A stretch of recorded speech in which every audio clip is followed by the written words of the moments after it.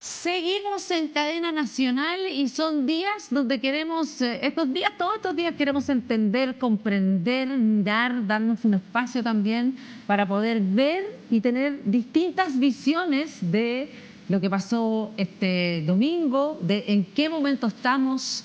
Y ya había estado con nosotros, pero lo quisimos volver a invitar porque encontramos que es uno de los pensadores fundamentales de lo que se conoció como el octubrismo y se conoce como el octubrismo. Estamos con el sociólogo Manuel Canales, sociólogo de la Universidad de Chile. Muchas gracias por estar con nosotros, Manuel. No, las gracias son mías, Andrea, por este espacio de conversación justo ahora en que se requiere harto. Ya, Manuel, días antes de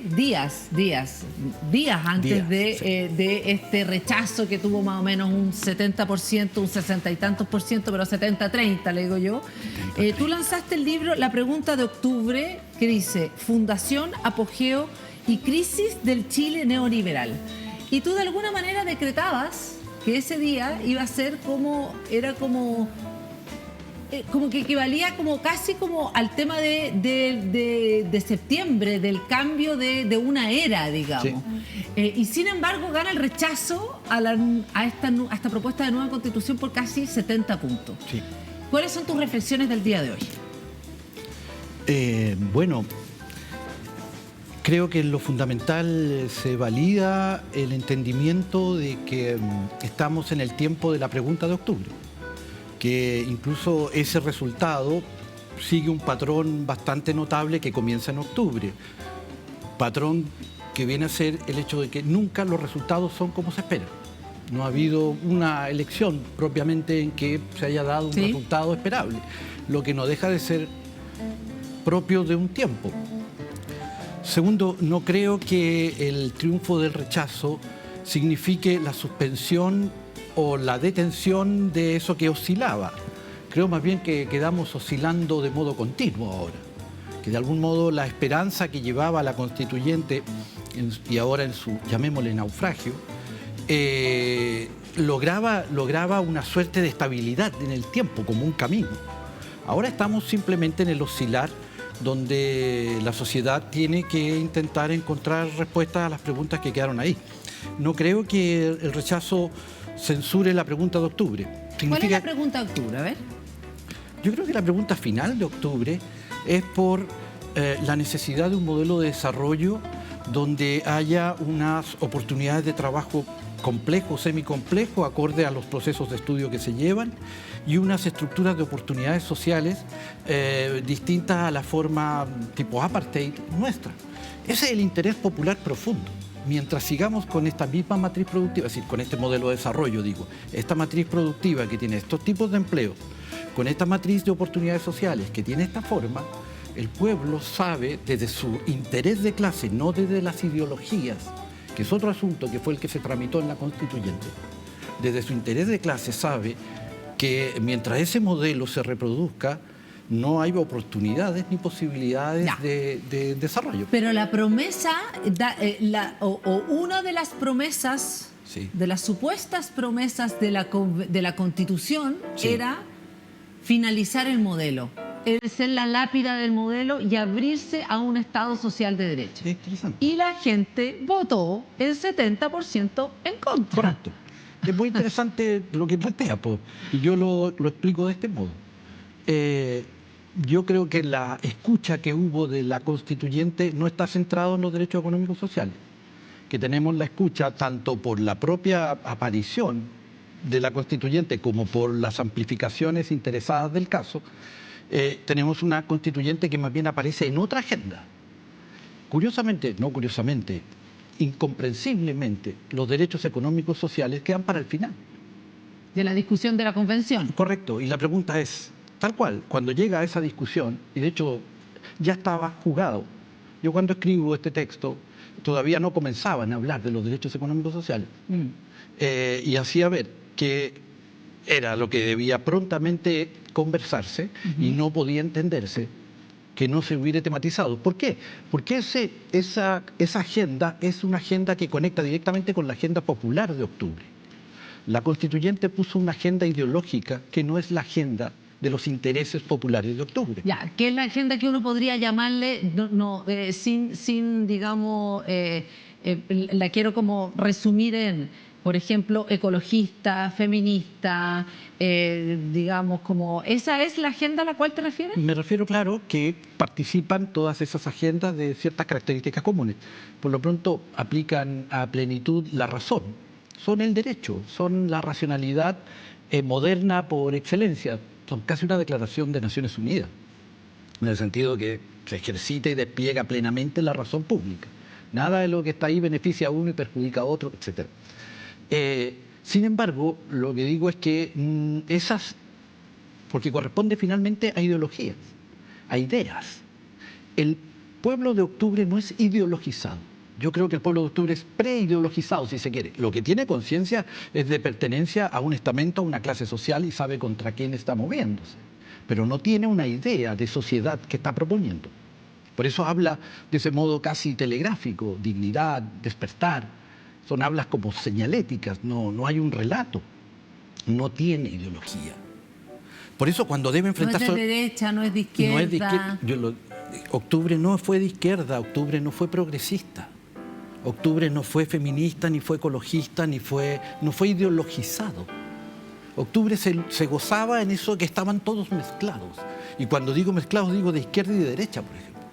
Cuando la cuestión constituyente y la cuestión política terminan jugándose como polos izquierda-derecha, ya sea como una nueva izquierda y una derecha que no sabemos aparece de múltiples modos, no está refiriéndose a la partición que octubre deja en la mesa. Están hablando de otra agenda. Entonces, para ti la convención igual fue entonces, como incluso lo dice la misma derecha también, una oportunidad perdida que se perdió. Uno dice que esta oportunidad, como que esta gente fracasó, esto se perdió. Quiero saber cómo lo nombras tú a lo que pasó el domingo con respecto al trabajo de la convención y con respecto a lo que entendió que era octubre, digamos. Claro, yo creo que efectivamente está detrás la interpretación de octubre, que el cuerpo constituyente fue acomodándose a un entendimiento de lo que habría sido la energía social que legitimaba su actoría histórica, digamos, como constituyente, su presencia allí, de modo que creo no era muy fundado.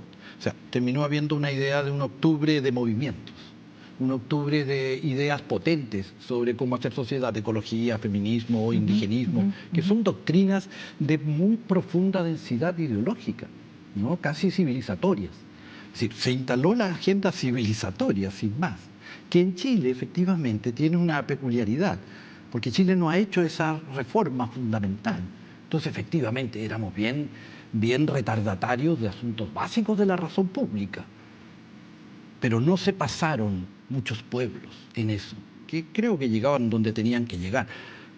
Se pasaron del pueblo que había, no llegaron fueron para otro lado. Eso es lo que yo planteo. Plantearon una agenda que no era la agenda de octubre. Octubre venía en plantearse como una aparición profundamente homogénea en su ser estamental y en la idea de repudiar un orden y en ese sentido declararlo inválido. Pero no ni siquiera por ser antineoliberales, ni menos por ninguna de las otras ideologías, ¿ya? Sino porque existencialmente y como clase vivían la crisis de sostenibilidad de sus caminos, de haber hecho todo y llegar a ese barranco. Entonces de pronto eso resuena. Entonces se trata de eso, de una crisis existencial de un mundo que sigue reproduciéndose. Y ese dolor sigue reproduciéndose. Por eso digo que esa es la pregunta que está puesta. La clase, perdón. ¿A qué dolor te refieres tú? Porque hablas de una experiencia cotidiana, claro, de el que tú llamas pueblo, porque lo llamas así. Claro. ¿Cuál es esa experiencia cotidiana? Porque uno también podría anteponer a esa experiencia cotidiana en los últimos 30 años, que es un poco lo que estamos hablando, también que hay un progreso, existe un cambio, claro, de esa clase. Una clase que no tenía acceso a la educación, claro, que accede a la educación, una clase que no tenía acceso a montones de bienes, y no estoy hablando de zapatillas, estoy hablando de lavadora. Sí. O sea, ¿entiendes? Para no lavar la ropa, claro, a mano. La artesa. O sea, exacto. O sea, eso sí hay una movilidad. Claro. No, sí, el planteamiento primero y que tiene que ver con la conformidad que permitió que esto se reprodujera durante tantos años, y esto se reprodujo por vida cotidiana y con sus gustos, digámoslo así. Es lo que tú estás nombrando, es la prosperidad que se vive, sí, y que es la salida de la pobreza y el acceso a los primeros estándares de consumo, y ya, bien. Y hay historias así, desde el rancho a la mediagua, al campamento, a la población, a la villa. Claro. Bien, hay una historia de prosperidad, de esperanza, ¿sí?, incluso, de salir de la pobreza. Y eso fue en los tiempos neoliberales. Y no hay para mí discusión, y lo he planteado siempre así. O sea, el tema no es el tema de la pobreza, es otro el asunto. ¿Ya? El asunto es un modelo de desarrollo en el que te invita, por ejemplo, a que todos los jóvenes estudien, sigan carreras superiores, y al mismo tiempo se basa en la mantención de un esquema productivo que finalmente es la renta de la clorofila, de la geología y de la demografía. Es decir, fruta, minería y disponibilidad, claro, de brazos. Y eso obviamente no cuadra por ninguna parte. O sea, son empleos poco sofisticados, son empleos que no requieren, simples. claro, que no requieren más cualificación que la que aprenderás en el puesto. Y en ese sentido serán también pagados como tales. Y es porque esa es su productividad, y no tiene que ver con una actitud del trabajador o la trabajadora, sino de la productividad de ese puesto de trabajo. Entonces, entre que se saben víctimas de... O sea, sigo con el razonamiento anterior.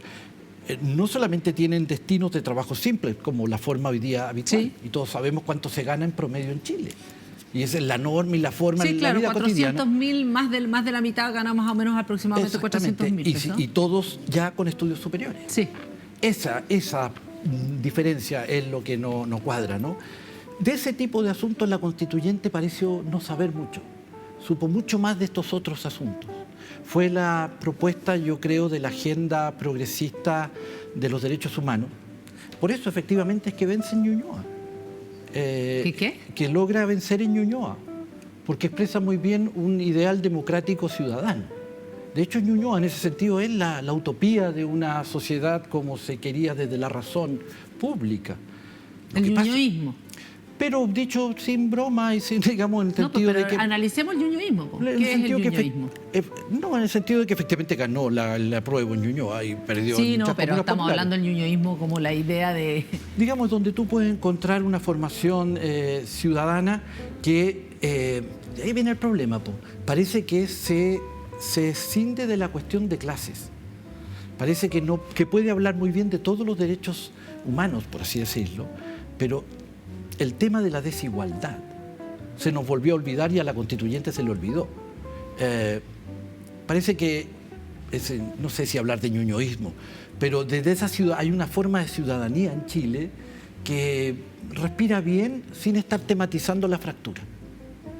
Mira, el otro día Jimena Rincón, yo quiero saber si tú crees que es una de las ganadoras, digamos, de esta pasada, si a ti te parece que es una de las ganadoras, ella decía como media choreada que no siguiéramos hablando de élite, que ella era hija, que sus abuelos eran panaderos y que esta cuestión no tenía que ver con la élite, que esto es la gente, lo que pasa, este es el triunfo de la gente común y corriente que quiere salud, pensión, educación, bien, ese es el vamos punto. allá.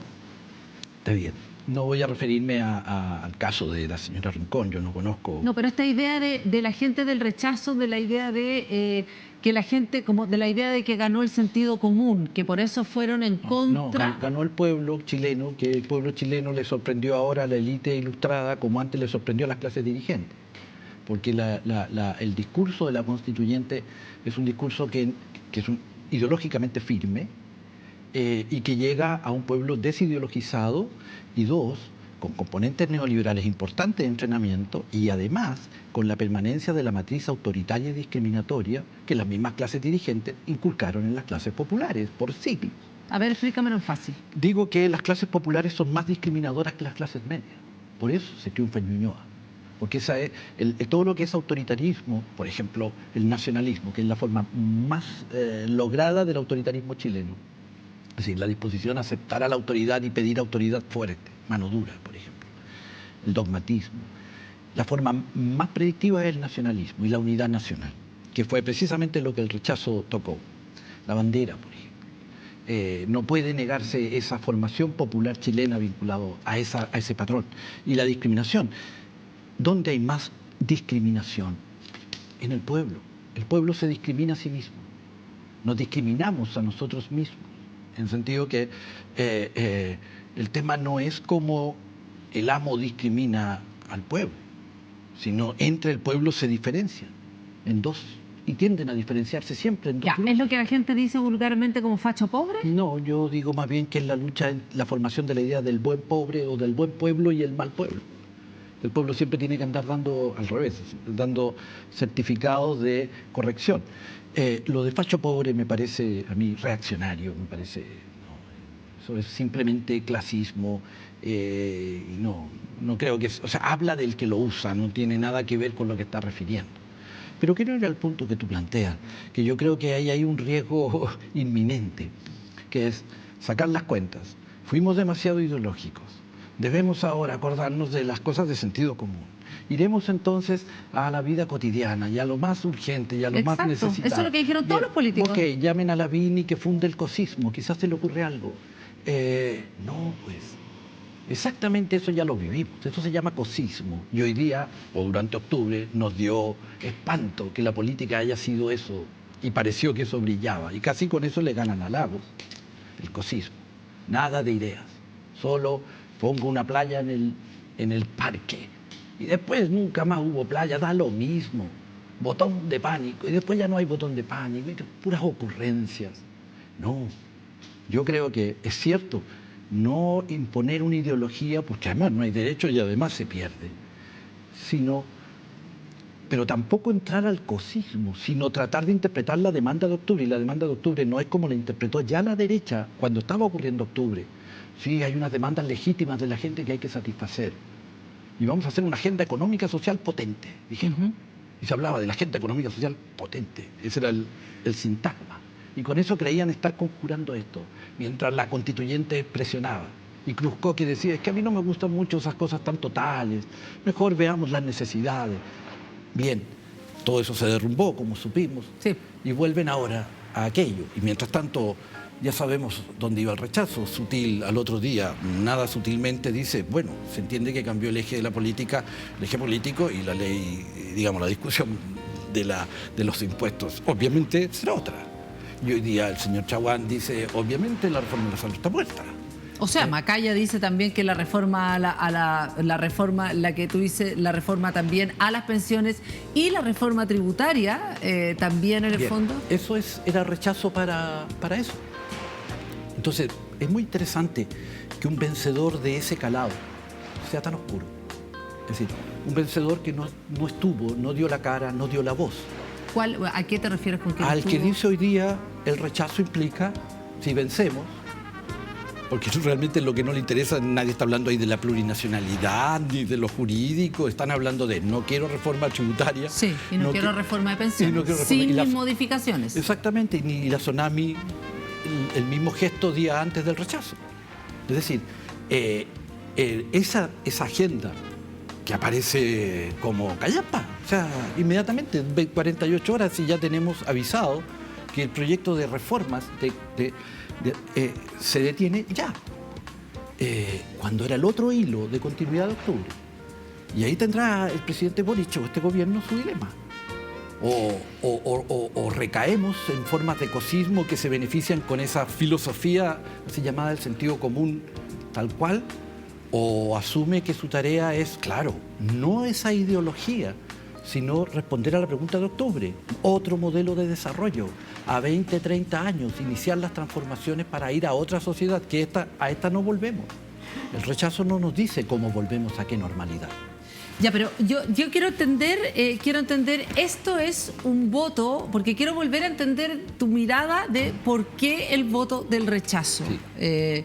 Ya me dijiste lo que era el sentido común para ti, porque aquí Jimena Rincón y esa gente hablan del sentido común. La derecha, el sentido común fue lo que triunfó. Todos hablan del sentido común, ¿ya? Ya. Y otra cosa, dime. ¿tú crees que esto es un voto del pueblo en contra de esta nueva élite o de esta élite que fue en la Convención Constitucional? ¿Eso es? ¿Así de simple y así de fácil? O sea, es un pueblo que rechaza una ideología firme, siendo él desideologizado, y por eso calza con el rechazo, que es vacío, ideológicamente.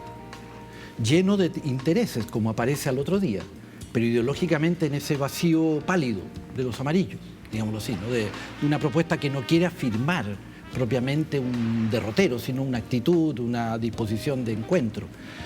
Eso y ese vacío ideológico en el que se presenta, por eso digo que es tan oscuro el rechazo, ese mutismo de la clase dirigente que está detrás y que todavía no escuchamos, salvo ahora, que sabemos que no quiere impuestos.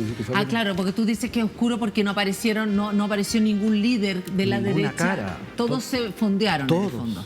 Todos ninguna fondeados. voz, ningún planteamiento.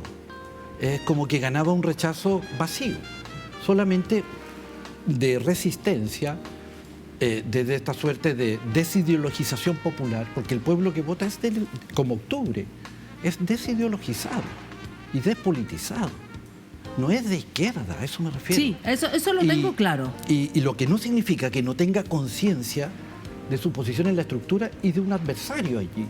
Digo, si tú conectas con los intereses populares, te conectas con esa dimensión.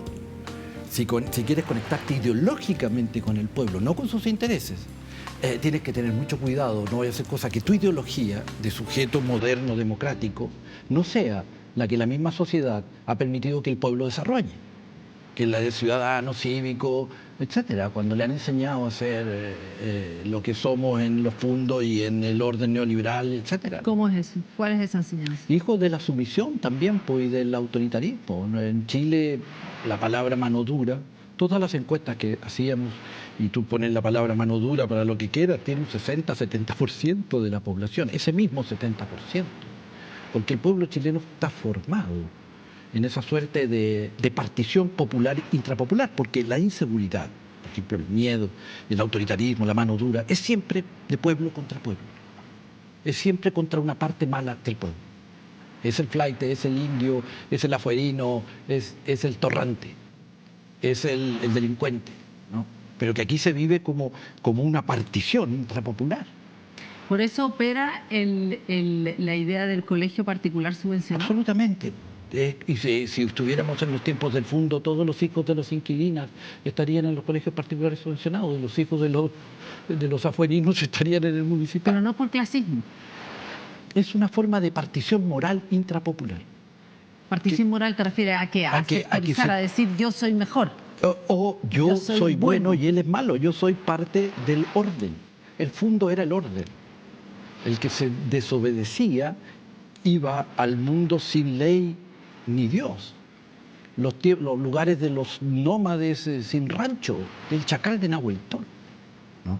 Eso era, y eran los cuatreros, y era el orden, la comunidad, el muro del fondo.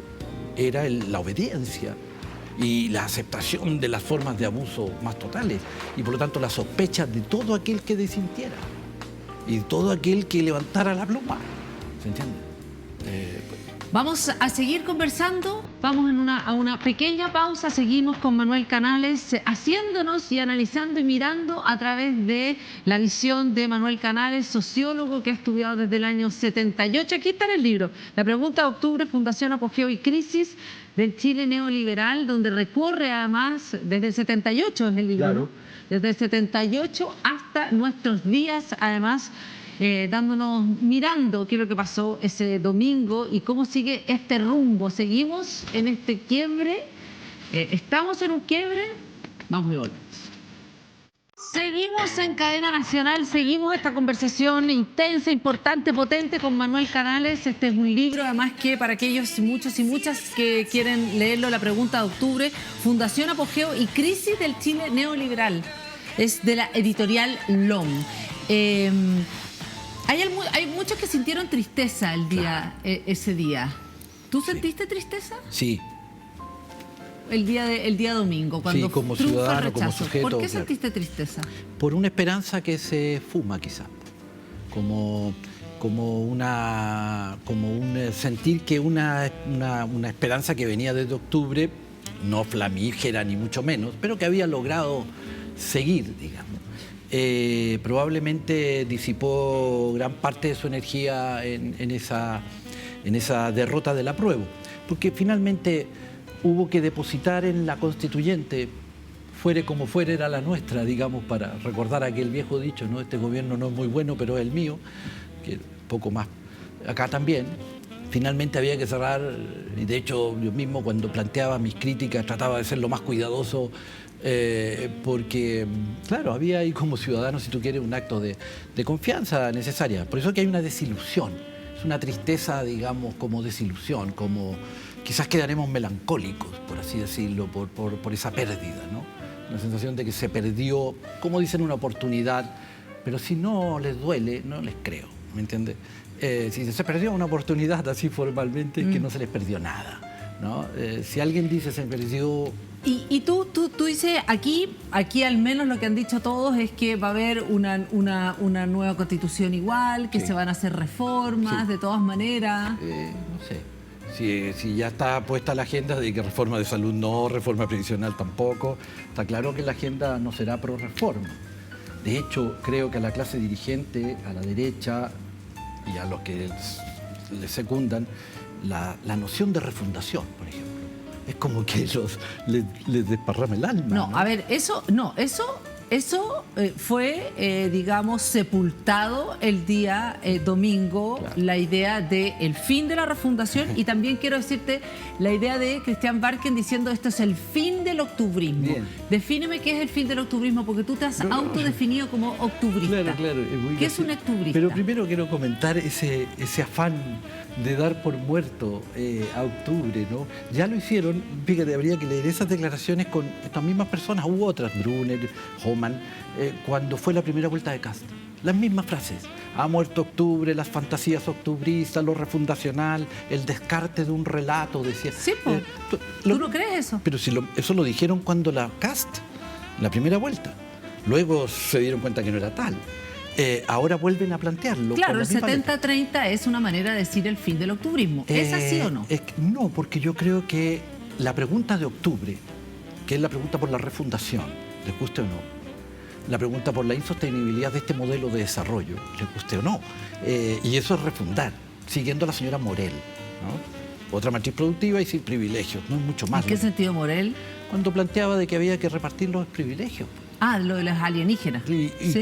habrá que compartir los privilegios. Y Sí. eso es refundar. En Chile, compartir los privilegios es una refundación. Y una matriz productiva compleja también. Y ellos saben, bueno, en fin, no se animan a aquello porque no tienen propuesta al respecto, no tienen ninguna propuesta de cómo van a modificar la matriz de empleo con la que permiten a las personas, obligan a las personas a trabajar. Mientras sean estos empleos, esto será lo que pase. La gente sigue queriendo refundación. La gente necesita refundación porque el modelo de desarrollo tal como hoy día se reproduce en sus biografías los lleva a una crisis de sentido y de orden. No colectivo, no público, sino biográfico. ¿Qué haces tú con estos caminos obligados hoy día mismo? Todos lo están haciendo. ¿Y a dónde va? Por eso está haciendo desmán por todas partes. Si ya viene haciendo desmán desde el 2005. Desmán, hablas de la violencia porque ese es el otro tema. El No tema de la hablo del violencia. desmán, que es más fuerte, y de acaso de lo agresivo, no de la violencia. El desmán es la discontinuidad, lo que no fluye. De hecho, la misma constituyente terminó no fluyendo, se cortó. Nada sigue, cuesta mucho construir. Y en esa dificultad constructiva, que yo la veo imprescindible porque estamos en crisis, no hemos vuelto a ninguna normalidad. Y por lo tanto hay que construir. Construir implica pegar, y para pegar hay que tener un planteamiento, eso es lo que no se ha escuchado. Si no cunden las tendencias destructivas, que están liberadas, los overoles blancos, o las discontinuidades de rectores en los colegios, o lo que sea. Todo Los lo que- jóvenes también están saliendo ahora. ¿Qué pasa con esos jóvenes? Los mochilazos, O sea, ¿qué pasa con esos cabros? Yo todavía no tengo una lectura, habrá que ver qué formas toma, pero es otra forma del desmán. Repito, es simplemente el haciendo cortocircuito en múltiples partes, porque no hay tendencias de ordenamiento, es un orden que no es válido. Otra cosa que el texto ideológico de la constituyente no haya cabido por ningún lado en una conciencia popular desideologizada y que le impone una camisa, pero súper exigente de formas y acuerdos y hasta estilos literarios, es una cosa. Otra cosa es creer que esas personas están contentas con los trabajos que tienen y con los estudios que le pueden dar a sus hijos y si no sienten la injusticia. ¿Cómo ves a Boric ahora?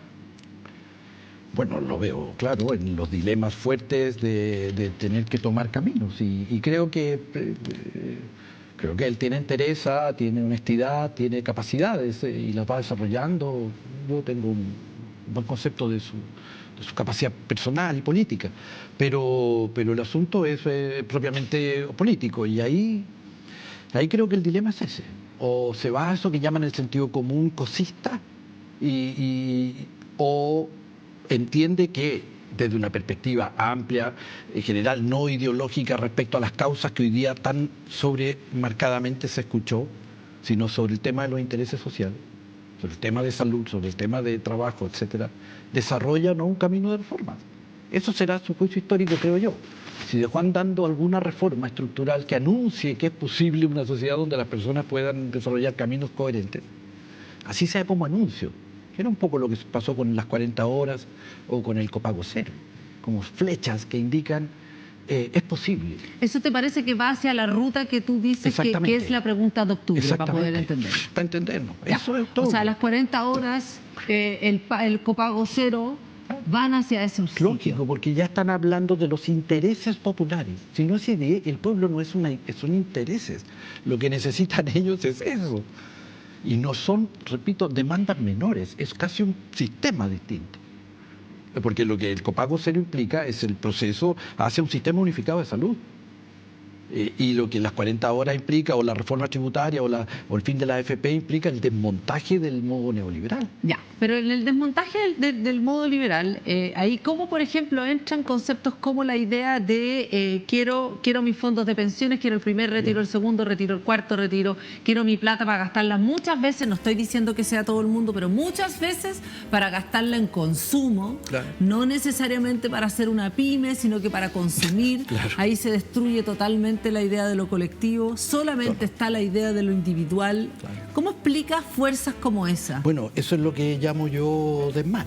Eso es la crisis, donde todo se desarma, donde nadie piensa en el sistema ni en el futuro. Eso era, de hecho en el libro lo trato así, ¿no? Y pongo el mismo ejemplo. El caso de los 10% es el mejor modo de entender esa descomposición, donde cada quien juega como en un tiempo de guerra casi, de sálvese quien pueda y para lo que quiera.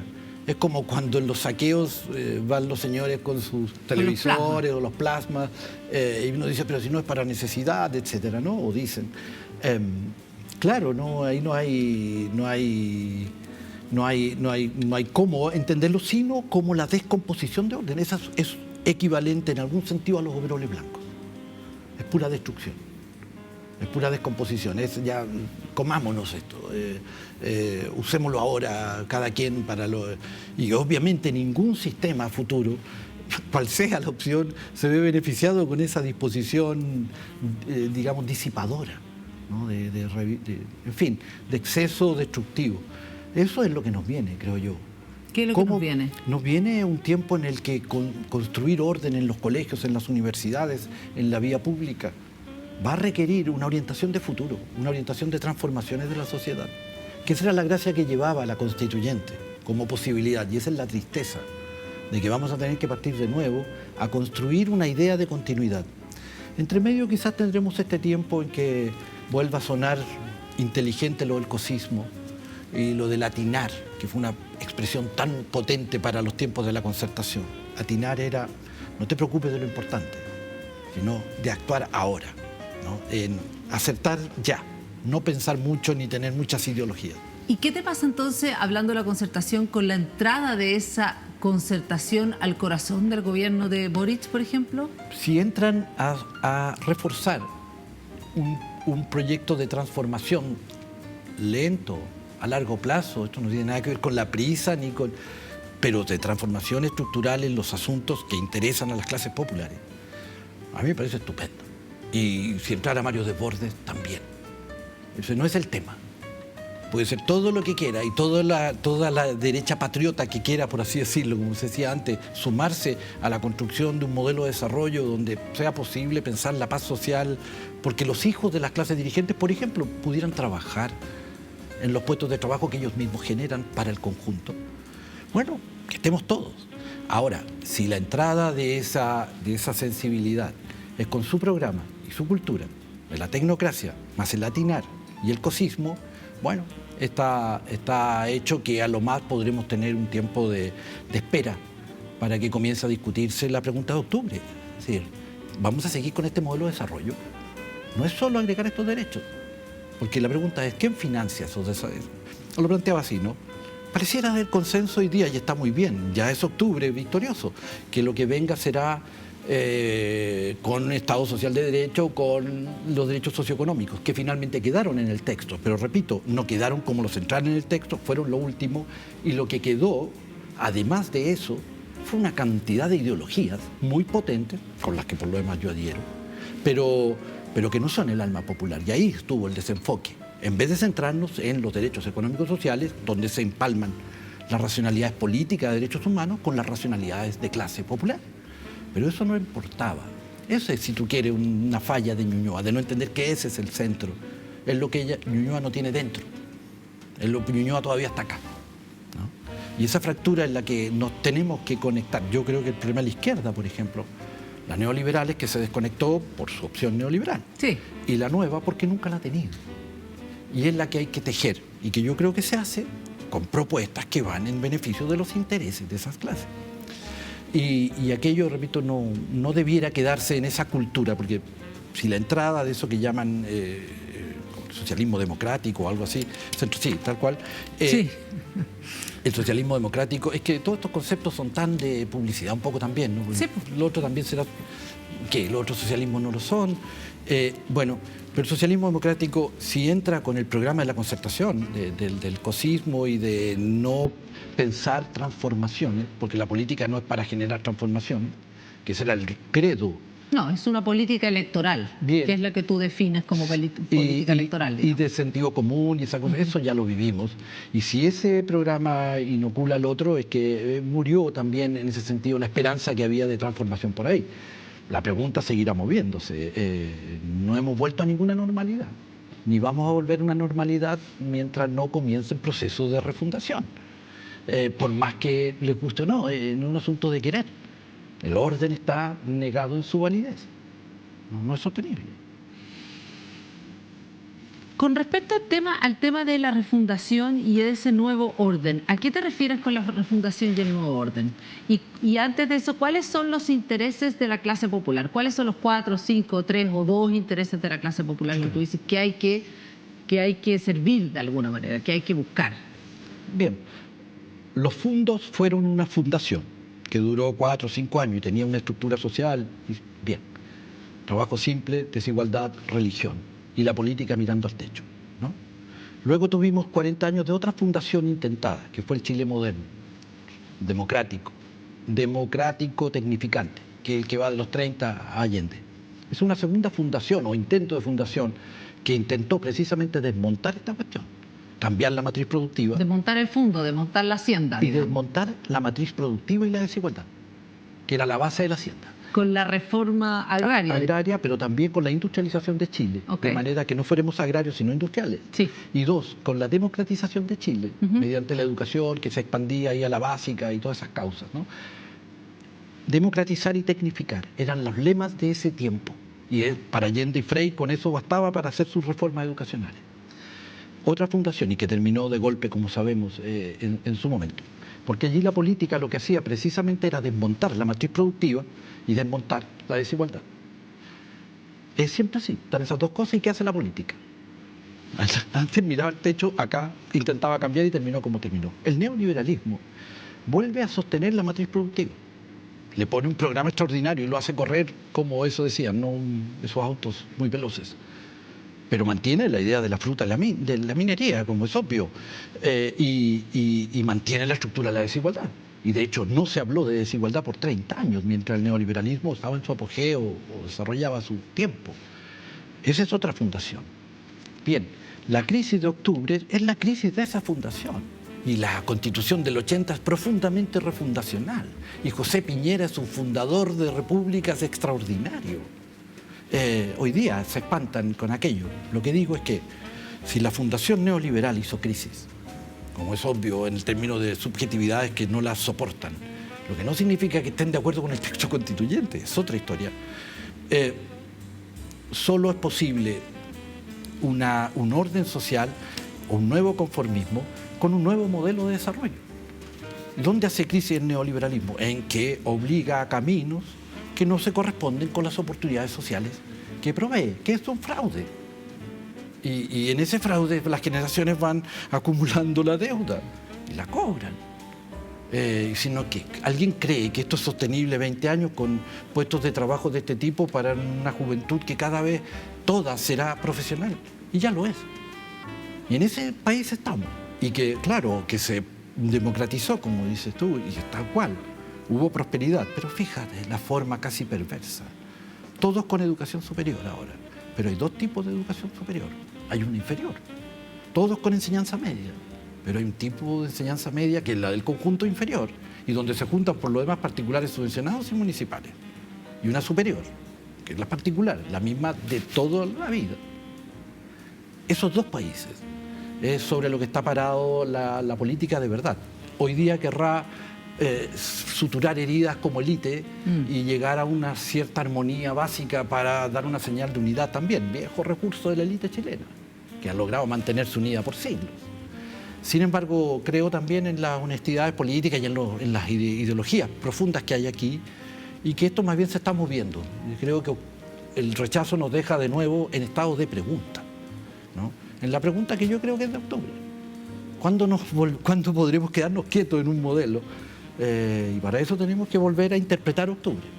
No fue esas ideologías las que movieron octubre. ¿Y tú crees que eso que está latente ahí, que octubre sigue vivo, la idea o la necesidad de refundar desde las experiencias vitales, digamos, sí, de los individuos, del pueblo, como dices tú? De la gente común, sí, de los sencillos. ¿Eso va a volver a explotar?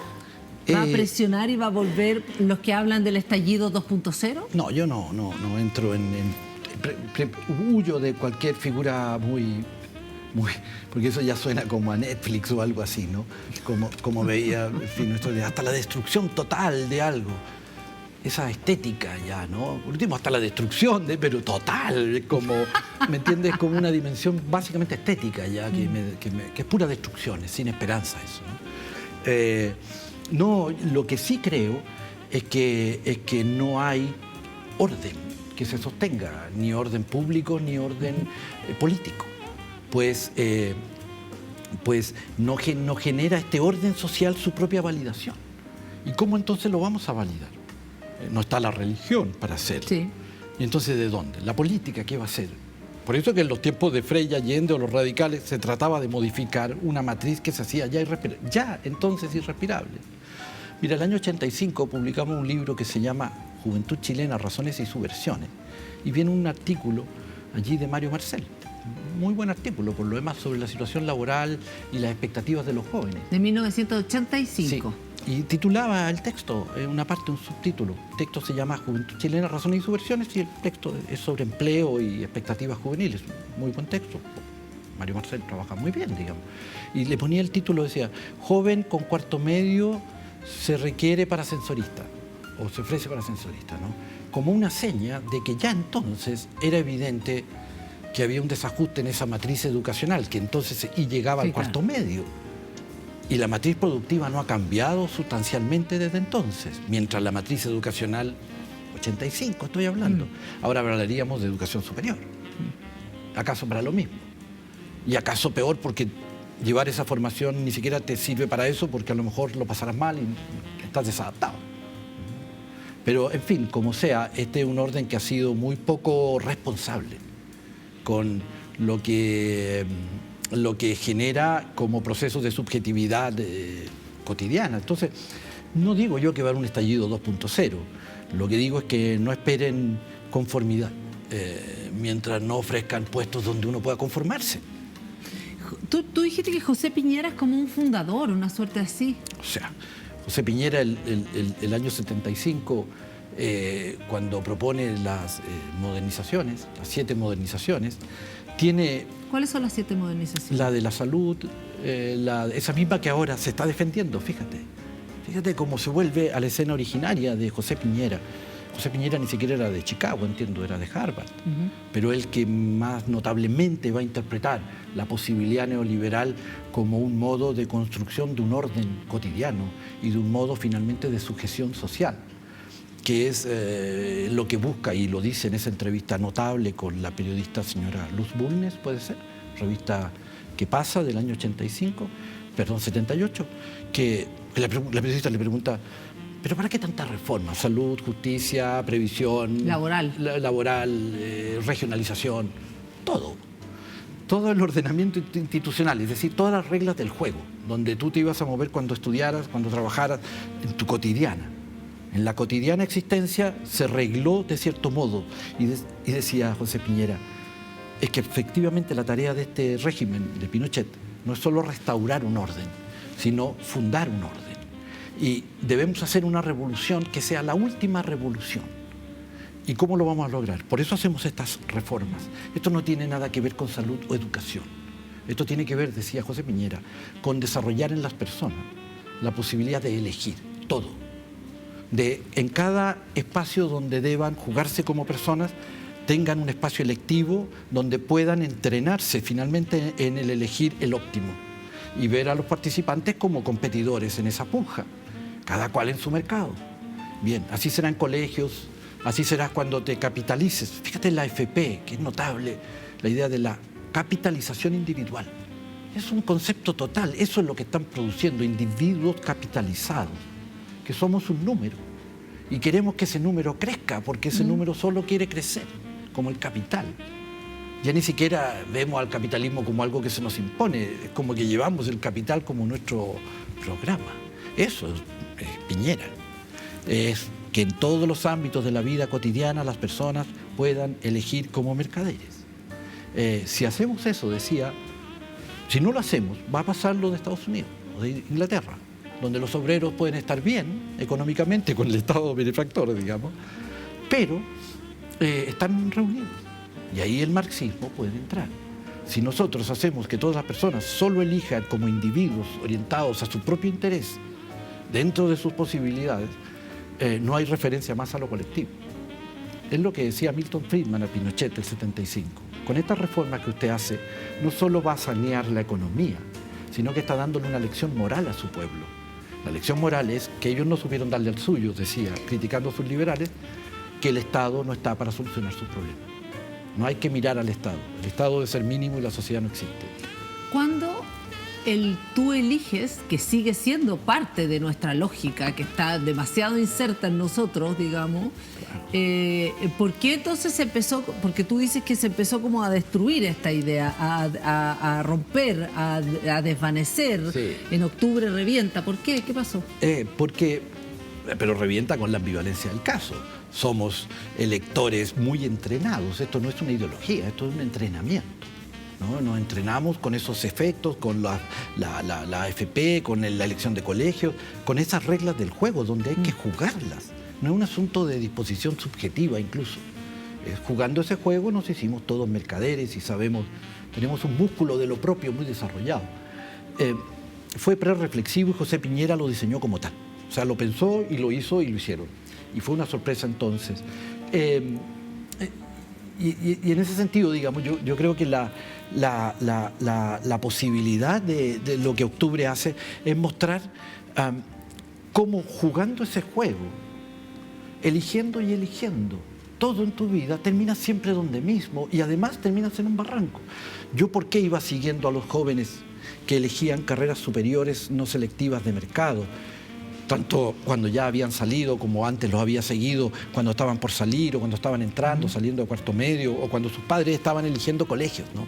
Porque era como se iba lanzando progresivamente hacia adelante el momento del cumplimiento o no cumplimiento de la promesa, ¿no? Y por eso terminé escuchándolos allá, porque dije, ya, de nuevo lo van lanzando, pero cuando tenga título, pero bueno, ya, y ahí se acababa el cuento. Y cuando esa generación hizo masa, se cortó. Y eso sigue siendo vigente. Son los que sobran, como se dice. Y no se extrañe que volvamos a cantar y a bailar esa canción, aún con el rechazo como fue, digamos. El baile de los que sobran de Jorge González. Claro, no, nadie diga que ese baile no se volverá a bailar en esta ciudad mientras no se modifique este modelo de desarrollo. Manuel Canales, La pregunta de octubre, Fundación, Apogeo y Crisis del Chile Neoliberal, un libro que recorre desde 1978 las 7 fundaciones, que es cierto, las siete reformas de José Piñera hasta nuestros días. Sigue siendo para Manuel la pregunta válida, la pregunta de octubre, vigente, viva, a pesar de haber ganado el rechazo. Claro, no era la respuesta, pero la pregunta sigue ahí y nos tiene oscilando. Manuel Canales, muchas gracias por conversar con nosotros hoy en Cadena Nacional. No, gracias por la conversación ardua en lo suyo, ¿no? Estamos en tiempo en que hay que pensar mucho, quizás hablar un poco menos, pero agradezco mucho el espacio y el aprendizaje. Muchas gracias, Manuel. No. Y nosotros nos vamos y seguimos mañana con más Cadena Nacional.